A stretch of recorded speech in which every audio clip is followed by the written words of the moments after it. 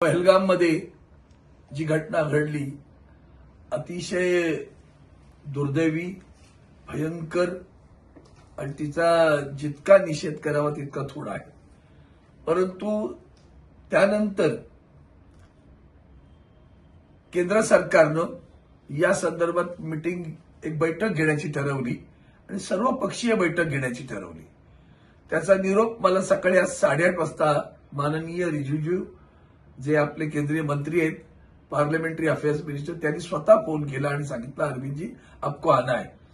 म्हटलं अरे मी लोकसभेच्याच महत्वाच्या कामासाठी ज्या आम्ही लोकसभेच्या आमच्या ज्या स्टँडिंग कमिटी असतात त्यांच्या दौऱ्यावर आहे आणि मी अशा एका ठिकाणी आहे की तुम्ही आता मला 8:30ला निरोप देताय, पण मी कुठल्याही परिस्थितीत मला इथनं कुठलंही साधन नाही की जेणेकरून मी दिल्लीमध्ये 5 वाजेपर्यंत पोहोचू शकेन.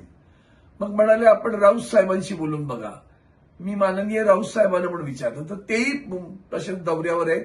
दोनही दौरे पार्लमेंटच्याच कामानिमित्त असलेल्या समित्यांच्या बैठकीचे आहेत.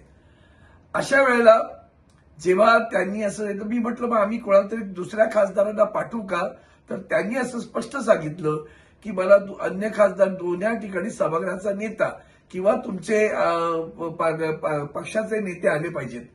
तर आम्ही दोघेही उपलब्ध नसल्यामुळे मी त्यांना तातडीनं एक निरोप दिला आणि त्या मेसेजमध्ये त्यांना कळवलं. त्याबद्दल त्यांनी त्याच्यानंतर मी एक पत्रही लिहिलं. त्या पत्रानंतर त्यांनी मला स्वतःहून धन्यवाद कळवले.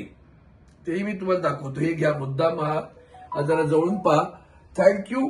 व्हिडिओ कॉन्फरन्स त्याच्यामध्ये मी मागणी केली होती जर शक्य झालं तर एक असं गोपनीय व्हिडिओ कॉन्फरन्सिंग दिलं तर मी जिथे आम्ही कुठे असू तिथून आम्ही तुमच्याकडशी बोलतो. मी किंवा संजय राऊत साहेब आम्ही कोणी बोलू शकतो. तर त्यांनी नंतर कळवलं thank you. Video conferencing provision is not kept but I shall brief you after the meeting. माझ्या बैठकीनंतर मी तुमच्याशी बोलेन. धन्यवाद दिले त्यांनी. माननीय रिजिजू साहेबांनी धन्यवाद दिले. तिकडं तोपर्यंत आयुष्यभर राजकारण करत असतात ती माणसं. मला आता या ठिकाणी त्यावर बोलायचं नाही. शिवसेना अजूनही काही लोकांनी ओळखली नाही. आम्ही अंगावर घेणारे आहोत, बरं, अंगावरनं झटकणारी लोक नाहीत. त्यामुळे असले घाणेरडे आरोप करणं आणि अशा प्रसंगी त्याचं राजकारण करणं हे दुर्दैव आहे. म्हणून ही वस्तुस्थिती मला सांगावीशी वाटली. माझं पत्र सगळ्या माध्यमांना गेलेलं आहे. त्या माध्यमामध्ये आम्ही स्पष्ट लिहिलंय की आम्ही आज येऊ शकलो नाही, तरी पण या बैठकीमध्ये व्हिडिओ कॉन्फरन्स करायला द्यावी. अन्य कुणा खासदारांच्या प्रतिनिधी म्हणून पाठवू का, तर त्यालाही त्यांनी नकार दिला.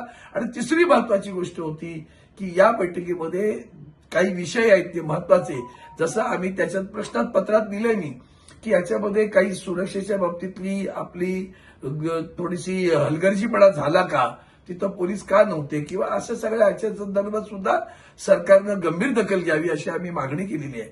आणि निश्चितपणे ही वेळ अशी आहे की जिथे देश म्हणून आम्ही एक आहोत आणि निस्संदिग्धपणे शिवसेनेचा या आत्ता केंद्र सरकार जी काही पावलं उचलेल त्याला पूर्णपणे आदरणीय उद्धवजी बाळासाहेब ठाकरे शिवसेना पक्षाचा पाठिंबा आहे हे जाहीरपणे या ठिकाणी पुन्हा एकदा नमूद करतो. धन्यवाद.